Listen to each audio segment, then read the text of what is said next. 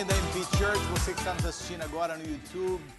Muito obrigado pela sua audiência. Meu nome é Max Souza, pastor dessa igreja linda e maravilhosa, pela graça do nosso Senhor Jesus Cristo que nos chamou. Muito bom ter vocês conosco. Para nós que estávamos assistindo o culto, junto com a parte do louvor, os anúncios, foi muito legal, porque a gente acabou de rir bastante agora com a participação especial de uma irmã da nossa igreja. Eu só fiquei na dúvida se ela estava em pé, mas ela estava em pé. Então, realmente, quase que não deu para ver ela assim, porque a câmera pegava bem baixinho nela. Mas legal, você que está assistindo ao vivo pegou o que eu estou falando. E eu encorajo você que está assistindo no YouTube, que, se possível, venha nos conhecer também no nosso culto ao vivo. Você que está assistindo mais tarde agora, nessa mensagem já editada, sem a parte do louvor, sem a parte que nós trazemos os anúncios da igreja, eu convido você a também assistir esses cultos ao vivo durante a semana, né? Claro, domingo a gente tem esses cultos e você pode assistir tanto no Facebook como no YouTube também, que estamos agora transmitindo ao vivo. Mais tarde essa mensagem, como eu disse, vai estar disponibilizada para você aqui, editada sem a parte que a gente gosta bastante, que é adorar ao nosso Deus. Nós estamos numa série na nossa igreja chamada Da Manjedoura à Majestade. E hoje, praticamente, a conclusão dessa série, que nós chamamos uma minissérie de 3 semanas, porque domingo que vem é o nosso Natal, e quero relembrar a todos que naquele dia o culto será às 6 da tarde, e não às 11h30 da manhã, para você que está assistindo ao vivo, onde quer que você esteja nos assistindo, com a diferença de fuso horário, tenta descobrir o que será às 6 da tarde para nós que estamos aqui no Pacífico Norte, na Califórnia, como será o horário para você que está nos assistindo de, talvez, Brasil ou mesmo de Portugal. Eu encorajo você a estar conosco, porque será o encerramento dessa série linda, mas hoje, como oportunidade de trazer uma mensagem, é o dia que Deus nos deu. Então, serão 2 domingos somente, e foi muito bom desde a primeira semana e hoje. Semana passada a gente falou da humanidade de Jesus. Se você nos acompanhou, nós resolvemos, durante essa série, focar, porque da manjedoura à majestade, algo, embora muito rápido, foi 2 semanas, aconteceu. Jesus veio ao mundo com forma humana, e Jesus já, na mesma sua infância, foi reconhecido como Senhor e Salvador do mundo, como o grande Rei. E domingo que vem, e eu estive ontem aqui com os irmãos fazendo o nosso primeiro ensaio geral. Eles têm tido vários ensaios, equipe de louvor, equipe de vídeo, equipe de áudio, tremendo trabalho que fizemos. E embora foi criado por nós, e eu falo isso para a honra e glória do Senhor, esse é o primeiro Natal que a gente realmente resolveu fazer tudo, como diz no inglês, from scratch, do nada. A gente sentou e falou, vamos criar algo nosso. E a partir desse ano a gente quer fazer disso a base de todos os anos. Então sempre a gente vai estar trazendo essa estrutura que a gente criou. E eu falo de coração, queridos, eu fiquei muito emocionado com o que assisti, feito pelos irmãos aqui, as narrativas, os vídeos que foram preparados, as canções que estão sendo trazidas ao Senhor nesse dia tão lindo, está tocando vidas, e eu tenho certeza que vai tocar muito mais, e é muito importante que você não só assista, mas que você compartilhe, que você distribua essa mensagem onde quer que Deus te coloque para enviar essa mensagem, vai ser de bênção, tá bom? E durante esse domingo que vem, né, essa série, esse é o alvo, é mostrar essa trajetória de Jesus, da manjedoura até a majestade. Na semana passada nós citamos 2 textos que eu quero voltar para ele novamente, que está no livro, no Evangelho de João, capítulo de número 1. Eu tenho ele projetado para vocês. João 1, muito conhecido, esse texto diz, no princípio, e princípio esse, o princípio eterno, era aquele que é a palavra, em outras traduções o verbo, e ele estava com Deus, e ele era Deus. De uma forma bem profunda e rápida, João, inspirado pelo Espírito Santo, consegue colocar ali uma introdução fortíssima a respeito dessa pessoa que ele estava apresentando ao mundo. Jesus, o Salvador. Em poucas palavras, João consegue colocar que ele era o Deus vivo, o Deus poderoso, o Deus criador, aquele que estava no início de tudo, antes de tudo, ele já era Deus. E no verso 14, que nós também citamos na semana passada, João, referindo-se a esse Deus que é o verbo, que é a palavra, traz a sua humanidade, que foi o assunto da semana passada. Aquele que é a palavra tornou-se carne e viveu entre nós. E nós cobrimos isso. Você perdeu a mensagem da semana passada, assista a importância da humanidade de Cristo e porque isso é tão importante para nós. E aí João diz, e vimos a sua glória como do unigênito vindo do Pai, cheio de graça e de verdade. Mais uma vez, em um versículo inspirado pelo Espírito Santo, João consegue colocar agora essas duas faces de Jesus, esses dois aspectos e características de Jesus, que embora ele era Deus, ele também era homem, ele era 100% Deus e 100% homem.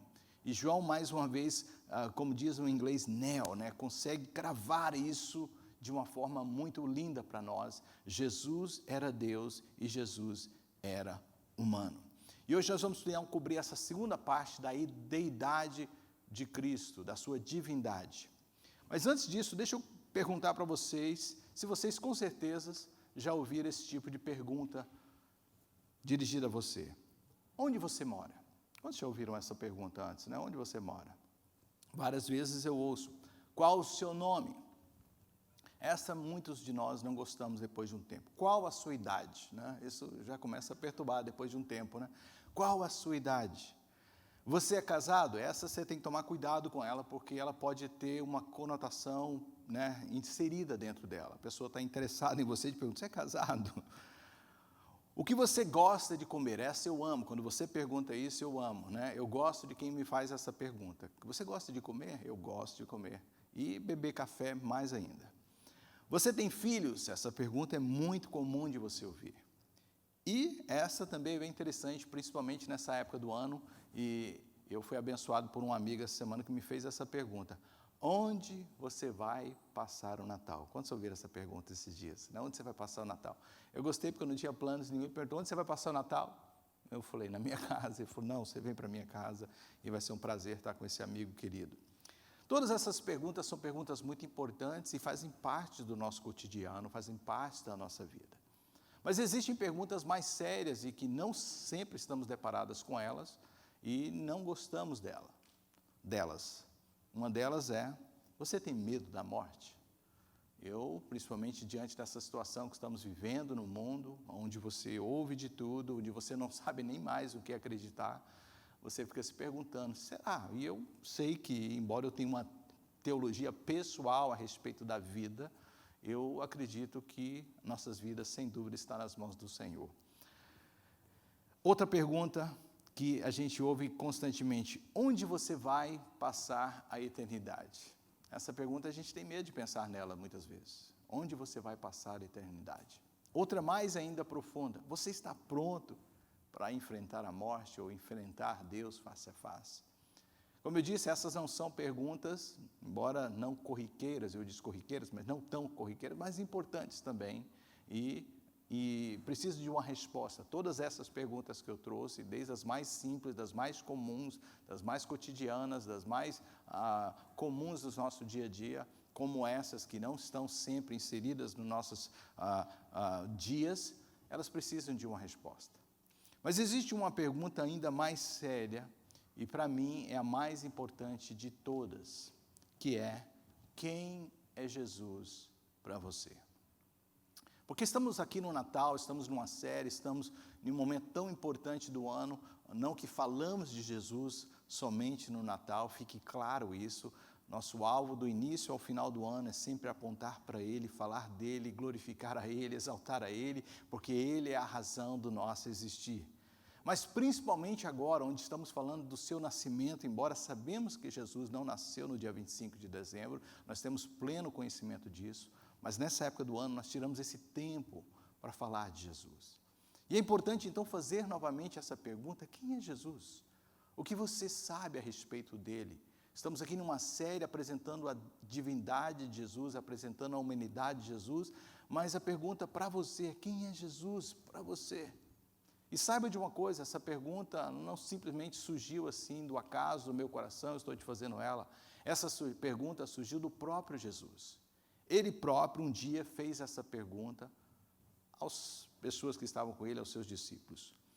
Eu tenho projetado para você Mateus capítulo 16, versos 13 a 17, e eu estou usando uma versão não tão comum, E de vez em quando eu gosto de ir nessa versão, porque ela é muito simples, ela é muito clara, é chamada versão transformadora. No verso que iniciamos, Jesus então tem uma conversa com seus discípulos numa região bem interessante ali da Palestina.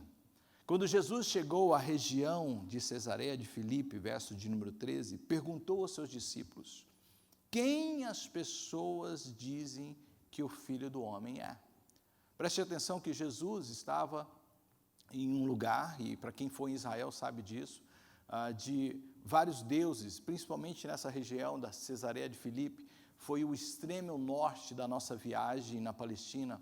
Quando nós chegamos ali, era a fronteira com o Líbano, não tinha mais como ir. Eu me lembro de passear com o ônibus, chegando realmente a ver só uma pequena cerca de arame farpado, claro, com várias vigias, minas e tudo mais de proteção entre esses dois países, mas literalmente na borda, na fronteira desses dois países, para chegar a essa região de Cesareia de Filipe.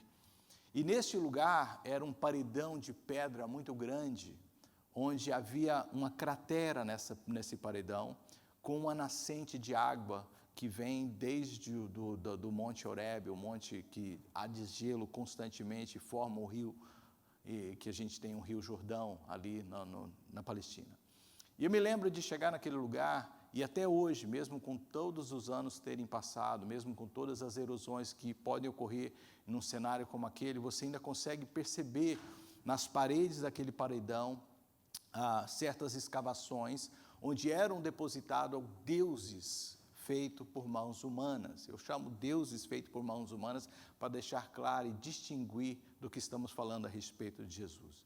Eram deuses, eram deidades que eram crendices que as pessoas tinham, e eles depositavam nesse paredão. E existia um deus ali, muito interessante, que era o deus chamado Pan. E Pan, de acordo com a tradição, era metade homem, metade carneiro, metade bode. E ele tinha uma forma muito estranha de estar se relacionando com as pessoas que o adoravam. Pan gostava de passar medo neles.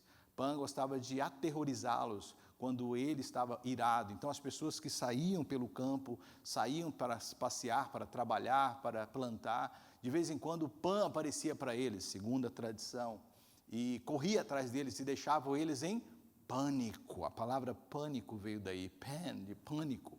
Então, as pessoas ficavam atemorizadas com Pan, porque era um Deus terrível. E tinha uma tradição ali, que a gente aprendeu no local, que onde havia essa nascente, a água, só para quem foi lá mesmo para tentar, mas tente visualizar comigo, a água nasce num lugar e ela entra debaixo da terra, da pedra, e sai lá na frente como um rio. E era chegado ali, oferecido para Pan, um cordeiro, olha que interessante, um cordeiro, que era lançado ali, e esse cordeiro era submergido na água, e se o cordeiro saísse do outro lado, Pan havia rejeitado o sacrifício.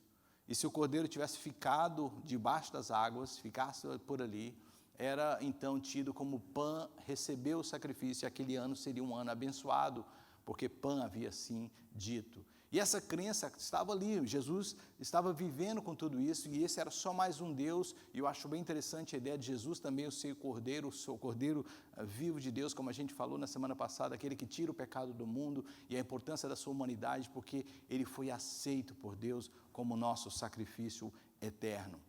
Então diz que diante daqueles deuses, Jesus chega, e havia outros deuses, e um deles, até mesmo o imperador, a César Augusto, tinha se declarado Deus, e havia ali um monumento de mármore feito por ele, e que ele queria que as pessoas o adorassem, e existia praticamente, pelo menos que eu contei ali, 7 deuses nesse lugar. Então Jesus leva os seus discípulos a este lugar, porque ele queria uma compreensão, ele queria que eles entendessem a quem vocês estão me associando. Quem vocês acham que eu sou? E por isso essa pergunta que Jesus faz, quem as pessoas, agora vamos começar, estão dizendo que eu sou? Será que elas estão achando que eu sou um desses deuses? E aí vem o próximo versículo que os discípulos começam a responder. E eles responderam, alguns dizem que o Senhor é João Batista. Então começou bem, porque não estou dizendo que você é um desses deuses, não estou dizendo que o Senhor está relacionado a esses deuses feitos por mãos humanas, Mas alguns estão achando que o Senhor é João Batista. E é importante isso, porque João Batista tinha sido morto há poucos dias, né? E alguns pensavam que ele tinha ressuscitado e ele estava fazendo os milagres, né, novamente agora, depois de voltar à vida. Outros estão dizendo que Elias, e é importante também isso, porque Elias não havia sido o quê? Morto, Elias foi tomado, Elias não experimentou a morte, e havia essa crença, como ainda há, que Elias é um dos profetas que virá no final, porque ele não experimentou a morte, ele foi tomado por Deus, e alguns criam que então poderia ser Elias. Mas ainda outros que tu és Jeremias, ou quem sabe um dos profetas. Interessante que, embora todas essas pessoas que estavam achando isso a respeito de Jesus eram bons títulos, nenhum deles chegou nem perto, porque nenhum deles conseguiu, de fato, entender quem era Jesus. E aí Jesus faz a pergunta, que é a pergunta que surgiu essa mensagem para nós hoje. E vocês? Perguntou Jesus. E vocês? Próximo verso. Quem vocês dizem que eu sou? Quem vocês dizem que eu sou? Pare para pensar nessa pergunta antes, se você já sabe a resposta, é um texto muito conhecido, a gente fez uma série em cima desse texto. Quem vocês dizem que eu sou? Embora Jesus perguntou o que as pessoas pensavam a respeito dele, e isso era importante para que ele tivesse um entendimento daqueles que estavam ali, das pessoas que viviam naquela época, eles estavam achando a respeito dele, mas agora pessoas que estavam andando com Jesus, pessoas que estavam presenciando os milagres realizados por Jesus, pessoas que já tinham tido algum tipo de experiência com ele como alguém, não uma pessoa comum. Sem dúvida, não tinha como a pessoa reconhecer que Jesus era um homem comum. Jesus tinha algo diferente. Jesus tinha algo peculiar. E aí Pedro responde, o Senhor era o Cristo, o Filho do Deus vivo. Jesus diz, que grande privilégio, olha o próximo verso, que você teve. E eu gostei dessa versão, por isso que eu escolhi ele. Simão, filho de João, foi meu Pai no céu que te revelou isso. Nenhum ser humano saberia por si só. Pergunta que Jesus faz para nós é, e vocês, quem vocês dizem que eu sou? Essa pergunta não foi feita para qualquer pessoa. Essa foi feita para os discípulos. Essa pergunta é feita para mim e para você. Porque Jesus, embora está interessado no que as pessoas estão achando a respeito dele no século 21, no ano 2020, Jesus continua a fazer essa pergunta para aqueles que estão andando dia após ele. As pessoas que estão presenciando os milagres, presenciando o seu agir na terra. Essa pergunta precisa ser respondida por cada um de nós. E de acordo com Jesus, né, o próximo verso, que é o que João responde, Pedro responde, o Senhor é o Cristo, o Filho de Deus vivo, é a resposta que ele está buscando. Quando a gente lê esse versículo rapidamente, a gente não consegue entender a profundidade, a seriedade e o quão perplexo é essa resposta de Pedro. A gente lê e fala, o Senhor é o Cristo, o Filho de Deus vivo, mas há muita gravidade, há muita profundidade nessa resposta de Pedro. E é por isso, eu não li o verso seguinte, você pode ler depois, que Jesus fala assim, olha, depois de você ter me dito isso, que essa palavra Cristo é a palavra Messias, Jesus diz, não diga isso para ninguém. Existe aí vários estudiosos que tentam responder por que Jesus disse isso, por que Jesus não permite que os seus discípulos saiam divulgando rapidamente que ele era o Messias, porque essa palavra Messias ou Cristo era algo muito complexo, muito profundo e muito perigoso de ser assumido naqueles dias. O escolhido, essa palavra referia-se a um líder, um libertador, alguém que viria e era esperado por centenas de anos pelo povo. Eles aguardavam a vinda daquele que era, de acordo com Isaías, o Emanuel, o Deus que viria através da Virgem, e ele traria a libertação do seu povo. Havia uma expectativa muito grande. A afirmação dele tinha várias implicações históricas, implicações proféticas, implicações políticas. Mas a principal implicação dessa resposta de Pedro era a implicação pessoal. Embora havia uma implicação política, histórica, profética, Jesus não estava interessado em nenhuma delas. Jesus estava interessado com a implicação pessoal. Lembra que os discípulos já estavam andando com Jesus já há algum tempo. E quando a gente faz uma leitura rápida dos evangelhos, principalmente os sinópticos, você vê as histórias paralelas, as histórias que aconteceram e narradas por um personagem, por uma pessoa, né, um ponto de vista e outro, e a gente acha que é tudo igual, mas Jesus e Deus é tremendo, né? Deus e Jesus é um só, mas como Ele permitiu que o Espírito Santo inspirasse os escritores para nos trazer detalhes que estão nos evangelhos, que muitas vezes a gente passa batido. Eu fui perceber como Marcos fala a respeito dessa palavra, né, que Jesus é o Filho de Deus, é o Cristo, no seu evangelho, e como ele coloca. E está lá no capítulo 8, você pode ler depois, mas algo me chamou a atenção, que é um milagre, que de acordo com Marcos, foi narrado ali, como se diz, na entrelinha, antes do Pedro ter dito que Jesus é o Messias. E eu confesso que eu tive sempre dificuldade de entender por que Jesus havia feito um milagre dessa forma. Porque esse milagre foi um milagre que não foi como os demais. Eu me refiro a um cego que foi curado de nascença e que não foi de imediato liberto da sua cegueira. Eu tenho projetado para vocês Marcos capítulo 8, versos 22 em diante, que quando esse homem chegou a Jesus, Jesus toca nele, pergunta para ele assim: você está vendo alguma coisa? O homem responde: vejo os homens como árvores que se mexem. Aí Jesus tocou ele novamente, presta atenção nisso, isso é muito importante. Então seus olhos foram abertos e sua vista foi restaurada e ele voltou a ver claramente, via tudo claramente. Preste atenção que esse processo de cura progressiva, que muitos de nós não entendem, e no Evangelho de Marcos está justamente antecede essa revelação que Pedro diz que ele é o Cristo, o Senhor é o Cristo, o Filho do Deus vivo, não está aí por acaso.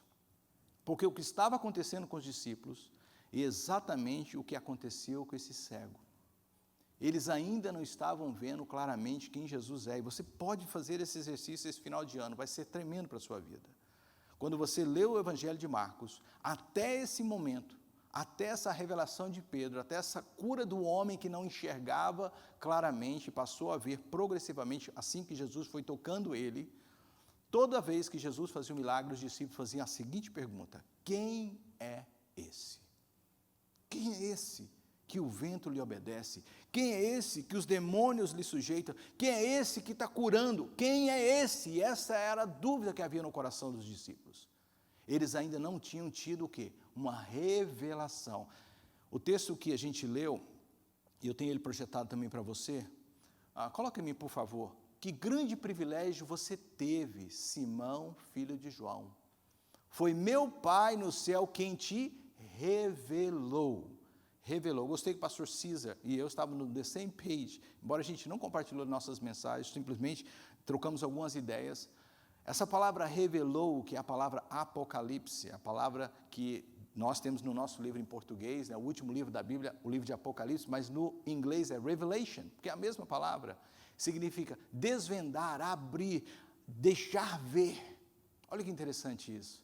E exatamente o que Jesus disse para Pedro: Pedro, você não estava enxergando, você não estava vendo, mas o meu Pai revelou, deixou você ver, tirou as escamas. Até aqui você estava tendo, assim como as pessoas, uma noção errada de quem eu sou.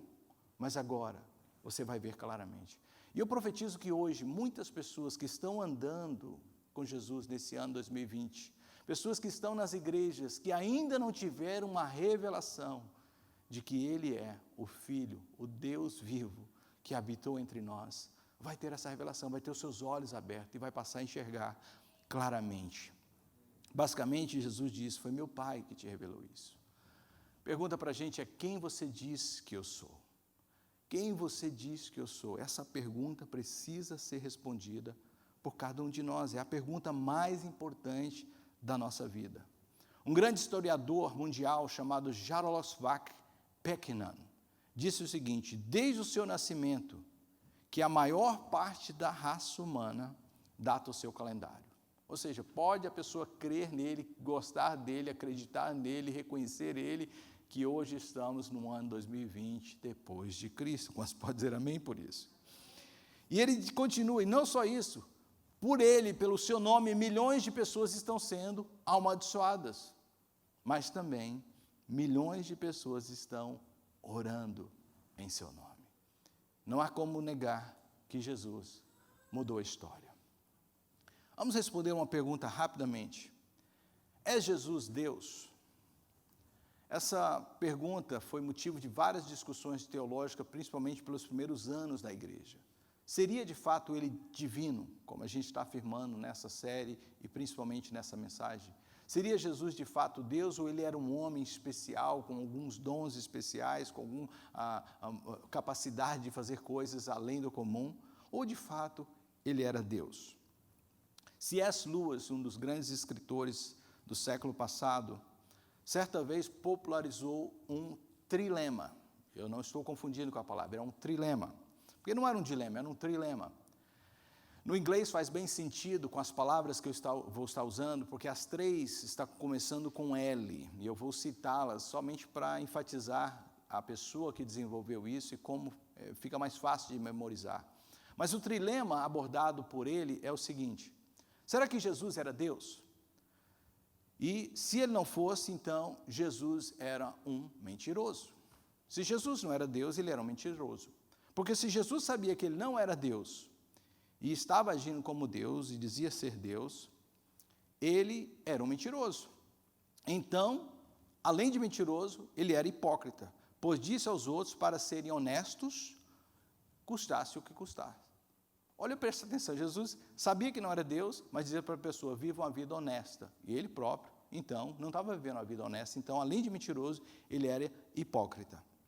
E se fosse o caso, então, também, podemos dizer que isso tornaria Jesus indescritivelmente mau. Por quê? Já que ele deliberadamente sabia dizer aos outros para abandonar as suas crenças religiosas e confiar nele para o seu destino eterno. Então, além de mentiroso, além de hipócrita, Jesus também era mau, porque estava pedindo para as pessoas confiar nele, depositar a sua confiança total nele, sabendo que ele não poderia salvá-las do destino eterno. E se Jesus também sabia que ele estava mentindo, então ele era tolo, porque a sua afirmação, as suas reivindicações estavam levando ele para a crucificação. Então, além também de mentiroso, além de hipócrita, além de mau, Jesus era tolo, porque sabia que este tipo de afirmação poderia levar ele à morte. E a pergunta que surge é: que vantagem havia em ser condenado à morte por reivindicar ser filho de Deus? Se ele sabia que suas afirmações não eram verdadeiras, ele poderia ter sido libertado se tivesse negado ser o Cristo. Essa foi a pergunta feita a ele. Você é o Cristo? Quando ele disse ali, quando estava sendo julgado pelo Sinédrio, uma afirmação, eu sou o que sou, eles entenderam que ele estava dizendo que era Deus, e eles gritaram blasfêmia, blasfêmia, blasfêmia, e iraram-se contra ele. Por que não admitir simplesmente que ele não era Deus? Porque sabia que isso lhe custaria a vida. Será que um mentiroso ensinaria os seus seguidores, como Jesus fez em todos os evangelhos, a aderir a um código profundamente moral? Poderia tal enganador massivo ensinar verdades éticas e altruístas a viver uma vida moral exemplar como ele viveu?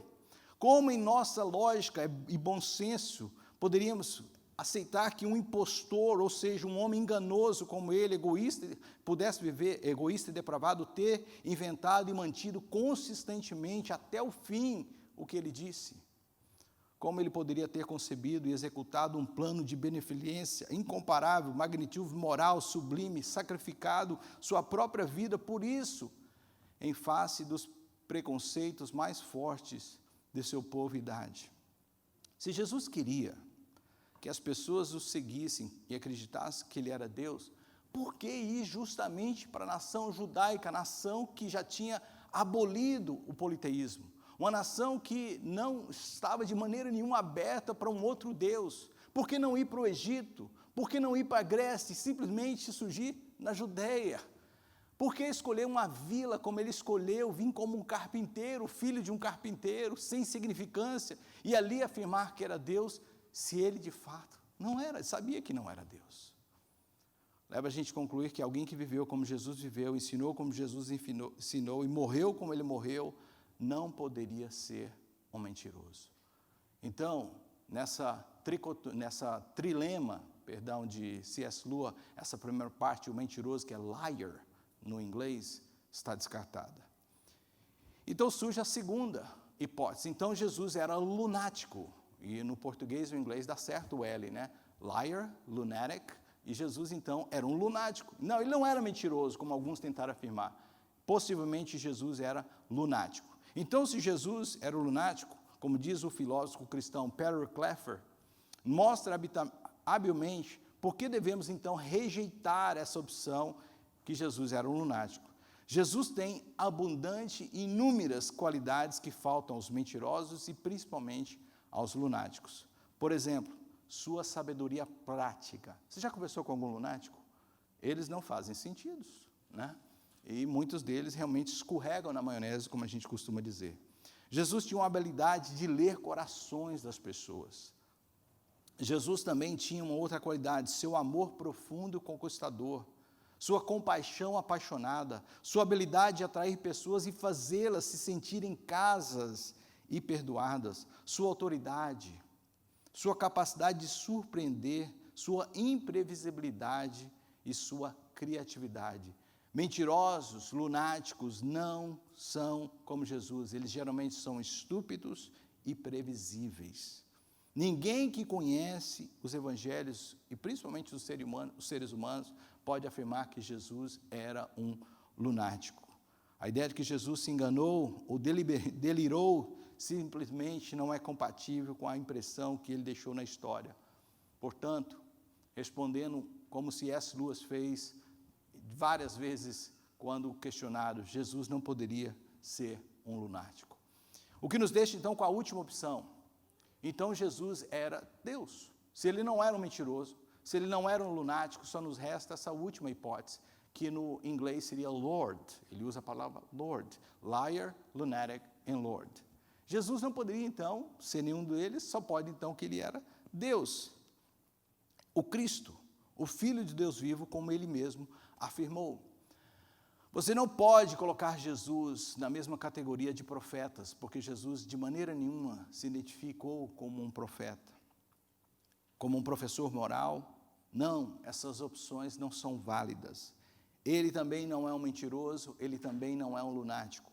O que só nos deixa com uma opção: entender que Jesus de fato era Deus. Essa resposta precisa sair de forma individual. Jesus, quando buscou essa pergunta aos seus discípulos, ele não a recebeu de forma coletiva. Pedro desencadeou, Pedro lançou a ideia, Pedro afirmou, foi o primeiro a dizer, mas gradativamente cada um deles foi tendo essa revelação. Cada um deles foi inteirando-se que Jesus de fato era Deus. Ao ponto de que no final do seu ministério, praticamente terreno, Jesus já havia morrido, Jesus já havia saído desse mundo, já tinha estado com o Pai, não havia ainda aparecido para os seus discípulos, e um deles, você conhece a história, Tomé, ainda estava em dúvida se de fato ele era quem ele dizia ser. E ele chega a argumentar: se eu não tocar, se eu não colocar o meu dedo na ferida, eu não creio. E tem muita gente que está aí hoje como Tomé ainda, mesmo tendo caminhado todos esses anos com Jesus. Nesse momento de pandemia, nesse momento de crise, muitos ainda estão em dúvida se sim Jesus é Deus e sim se Ele pode nos salvar. Mas eu quero não te deixar dúvidas. Eu citei os evangelhos sinópticos, eu citei a similaridade entre eles e a riqueza de detalhes que há entre eles para nos ajudar a entender quem Jesus é. Mas existe um evangelho em particular que nós conhecemos como aquele singular, como aquele único, que é o evangelho de João. E o evangelho de João traz uma singularidade muito especial para nós. João, diferente dos demais, que não queria relatar aqueles fatos que já sabíamos a respeito de Jesus, escreve um evangelho inteiro, trazendo detalhes da vida de Jesus, da sua caminhada aqui na terra, do que ele fez, e detalhes esses que são únicos no seu evangelho. Nós não saberíamos, por exemplo, que Jesus transformou água em vinho se não fosse pelo evangelho de João. Nós não saberíamos várias coisas que estão ali se não fosse pelo evangelho de João. E João diz assim: olha, tudo isso que eu escrevi, e muito mais poderia ter sido escrito, tem um propósito. Eu tenho projetado para vocês, João capítulo 20, verso 31. Esses escritos são escritos para que você possa continuar a acreditar que Jesus é o Messias. Eu tive essa revelação. Ele é o Filho de Deus. Essa é a afirmação de João agora, não de Pedro. Que é mais importante, para que você o quê? Que por crer nele você tenha vida pelo poder de seu nome. João escreve um evangelho inteiro para nos deixar com toda a segurança, como ele agora estava ali. Pense no que João estava escrevendo, e como ele estava escrevendo, e em que momento ele estava escrevendo. João é o último a escrever o seu evangelho. Possivelmente João sabia que a maioria dos discípulos já tinham sido mortos. E eu volto a repetir a ideia de Jesus ser um mentiroso. Uma pessoa pode até ser mentirosa, e pode até sustentar uma mentira por muito tempo, mas quem anda com essa pessoa saberá que ela é mentirosa, saberá que o que ela fez não é verdade. Eu tenho certeza que se não fosse pelo fato de Jesus ser Deus e pelo poder que ele tinha sendo Deus, ter voltado à vida, os discípulos não teriam tido o final de vida que tiveram. Eles morreram por causa daquela verdade que eles sabiam que Jesus era o Filho de Deus. Eles, quando viram Jesus entrar pelas portas e aparecer para eles e dizer, paz seja convosco, as escamas caíram e eles viram que Jesus era o Messias, o Filho de Deus, ao ponto de ali em diante eles estarem dispostos a morrerem por causa dessa causa, por causa dessa verdade. O Evangelho não chegou até nós por mentirosos, o Evangelho chegou até nós por pessoas que tiveram um encontro verdadeiro com o Filho de Deus. Será que você entende isso? Pessoas que estão sacrificando toda a sua vida inteira para levar a mensagem do Evangelho, que o Salvador veio a esse mundo e ele se chama Jesus. Não há outro caminho, não há outra verdade, não há outra vida a não ser por Jesus. E milhares de pessoas já entenderam isso, mas muitos não. Eu quero concluir essa mensagem te fazendo a pergunta que eu fiz no início. Quem é Jesus para você? Quem é Jesus para você? Essa pergunta continua a soar por mais de 2000 anos. Quem é Jesus para você? Você vai o categorizar, embora eu tenha te mostrado como um mentiroso? Você vai dizer, não, Jesus, mentia, ele não era quem ele dizia ser. Embora eu te mostrei que um mentiroso, além de mentiroso, era louco, era tolo, era hipócrita. Eu não acredito nessa tese, acho que você também não. Jesus também não era lunático. Um lunático não agiria jamais como Jesus agiu. Um lunático jamais faria o que Jesus fez. Só nos dá uma resposta. Quem é Jesus para você? Que a gente possa resolver de uma vez por todas esse dilema em nossas vidas, esse trilema, né? Porque a questão aqui não é a resposta mais possível, mas qual a mais provável. Não existe outra. Que a gente possa afirmar assim como Pedro, o Senhor é o Cristo, o Filho do Deus vivo. Eu amo essa forma de Jesus ter vindo ao mundo, porque semana passada a gente viu, Jesus era 100% homem, e como 100% homem ele me entende, ele te entende. 100% homem, ele pode se compadecer de nós, ele pode interceder por nós, ele pode nos ajudar nas nossas tentações e fraquezas e ignorância, como a gente viu semana passada. Ele me compreende, ele te compreende. Como ser humano, ele sabe o que a gente está sentindo, o que a gente está passando. Isso é um fato. Mas, como disse João, ele não era simplesmente que aquele homem que viveu entre nós e a gente viu a sua glória. Ele era o Filho do Deus vivo, ele era Deus. Como Messias, como Cristo, Jesus pode não só me entender no hoje, no meu presente, mas redimir o meu passado, redimir o seu passado. E mais, ele pode cuidar do nosso futuro, porque ele é Deus. Como homem, Jesus me entende no hoje. Como Messias, ele me salva no passado. E como Deus, ele prepara o meu futuro, o seu futuro. Isso é por isso que a gente adora ele, por isso que a gente gasta o que a gente gasta. Muita gente não entende, eu não entendo vocês, domingo após domingo na igreja, semana após semana na igreja. Como? Porque eu entendi, meus olhos foram abertos. Eu sei que ele é o Filho de Deus. Ele está vivo. E não apenas entende o que eu estou passando, mas Ele tem poder e autoridade para entrar na minha vida, na sua vida e transformar tudo. Ele pode fazer da minha vida confusa uma vida de paz. Ele pode mudar a sua história, não só nesse Natal, mas da sua vida inteira. Sabe, a gente canta durante o Natal, paz convosco, paz nos lares, harmonia. Não, o meu Jesus, o Jesus que eu estou te falando, o Filho do Deus vivo, traz uma paz para todos os dias da sua vida, porque Ele diz: eis que estou convosco todos os dias. Eu vos dou a minha paz vos dou. Ele é a própria paz. Quando tem Jesus na sua vida, você tem segurança. Está pronto hoje, assim como Pedro, a ter os seus olhos desvendados pelo Espírito Santo? Porque, como disse Jesus, Pedro não chegou a essa conclusão por si próprio. Foi o Pai que revelou. É o Espírito Santo que nos revela. Eu peço que todos agora fechem os seus olhos. Eu orei por essa mensagem, eu pedi ao Espírito Santo que, Pai, que pessoas possam hoje entender quem Tu eres. Que esse Natal possa ser um Natal diferente. E que o maior presente que eles venham ter é o encontro verdadeiro contigo. Que de uma vez por toda, como diz aquele velho ditado, a ficha possa cair. E as pessoas possam entender e mudar de fato de vida, porque a palavra conversão, eu me converti a Jesus, eu mudei de vida, eu mudei de caminho, eu mudei de direção, eu mudei de rota. Eu estava indo por uma direção, mas eu tive um encontro com Ele, assim como Paulo no caminho de Damasco. E eu vi, meus olhos, embora agora físicos, foram perturbados, os meus ouvidos e os meus olhos ouviram, meus ouvidos o ouviram. E eu agora sou um novo homem, eu sou Paulo de Tarso, não Saulo. Milhares de pessoas já fizeram esse encontro, tiveram essa experiência. E hoje eu estou te convidando, você de olhos fechados, onde quer que você está me assistindo, ao vivo, depois, o poder da palavra transcende o tempo.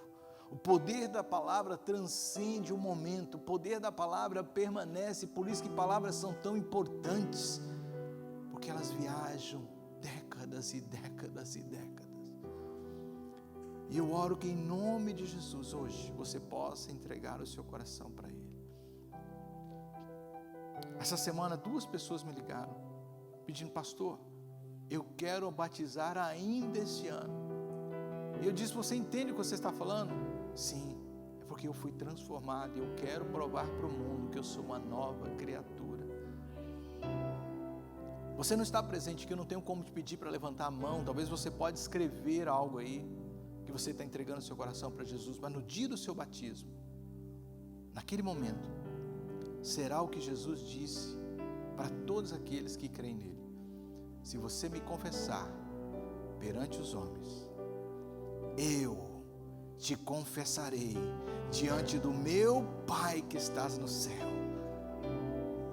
Jesus vai dizer: Ele é meu, Ele foi remido pelo meu sangue, as coisas velhas ficaram para trás, eis que tudo se faz novo. Este é filho, esta é filha, pode deixar entrar. Mas muitos vão ouvir, como Jesus nos disse naquele dia: Pai, em Teu nome, Jesus, eu preguei, em Teu nome eu curei os enfermos, em Teu nome eu fiz boas obras. Jesus vai olhar e dizer: mas eu não te conheço. Eu não te conheço, porque você nunca entendeu quem eu era. Você nunca abriu os seus olhos para de fato me ver. Não seja um deles. Hoje, venha para a vida. Venha para a majestade eterna, Jesus, o nosso Salvador. Eu oro que isso seja uma realidade na sua vida. Em nome nome do nosso Senhor Jesus Cristo. Amém? Eu tenho para você aí o nosso e-mail, info@mpchurch.us. Essa mensagem vai encerrar depois que ela foi editada para o YouTube, e você não vai ver o que a gente vai fazer aqui, que ainda é a parte de missões. Mas muito obrigado por ter estado conosco. Entre em contato conosco através desse e-mail, nos deixe saber quem você é, a sua entrega para Jesus hoje. A gente quer orar para você, tá bom? Muito obrigado mais uma vez por ter estado conosco.